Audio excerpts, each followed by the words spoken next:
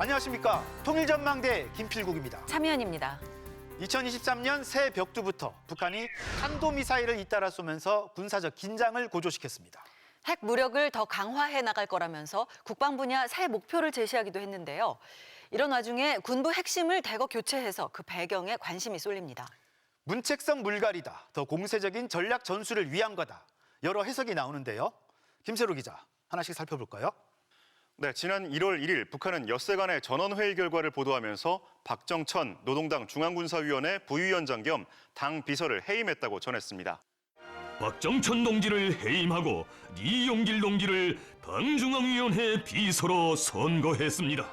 영상을 보면 박정천은 자신의 해임이 결의될 때 고개를 푹 숙인 채 책상만 바라보고 있는데요. 회의 내내 죄 지은 사람처럼 고개를 들지 못하다가 다음 의정을 논의할 때는 아예 자리에서 사라졌습니다. 박정천은 이후 신년 축하 공연, 또 금수산 태안궁전 참배 등의 주요 일정에도 모습을 드러내지 않았습니다. 박정천은 최고 의결기구인 노동당 정치국 상무위원회에서도 해임됐을 것으로 보입니다. 네, 박정천은 그동안 김정은 위원장의 두터운 신임을 받아왔잖아요.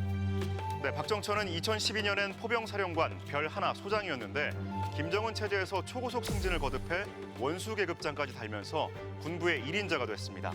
재작년 6월 코로나 방역 실패 책임을 물어 차수로 강등되기도 했지만 두 달여 만에 정치국 상무위원과 당 비서 자리를 꿰찼고요. 다시 원수 계급장을 달았습니다. 총 비서동지 열병식은 준비되었습니다. 당중앙군사위원회 부위원장 박정천. 그렇게 신임을 받아왔는데 박정천은 왜 갑자기 해임됐을까요? 국정원은 훈련 중 정비태세 미흡과 군 지휘통솔 부진 등에 따른 문책성으로 보인다고 전했습니다. 문책성으로 보고 있으며 이를 계기로 군 수뇌부를 일거에 교체한 배경에 군 장악력 제고의 목적도 있는 것으로 지금 해석하고 있습니다. 박정천이 맡았던 당중앙군사위 부위원장엔 부침을 겪었던 리영길이 임명됐고 우리 합참의장에 해당하는 총참모장에는 박수일이, 국방상에는 강순남이 임명되는 등 군부 핵심이 대거 교체된 만큼 군부에 대한 긴장감을 주는 일종의 채찍질을 한 게 아니냐는 해석도 있습니다.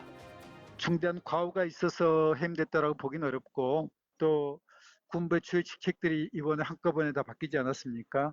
그런 것도 군부 핵심 인사들의 현직 수행 능력에 대한 불만이 크게 작용했을 가능성이 높아 보입니다.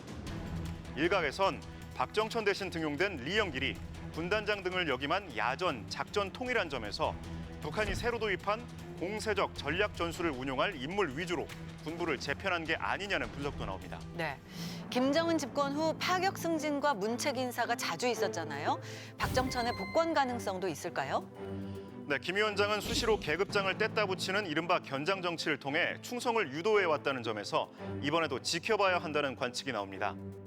성과 부진에 대한 책임을 지고 해임됐을 가능성이 있으나 또 리병철의 경우도 모든 직책에서 물러났지만 곧바로 복권이 됐거든요.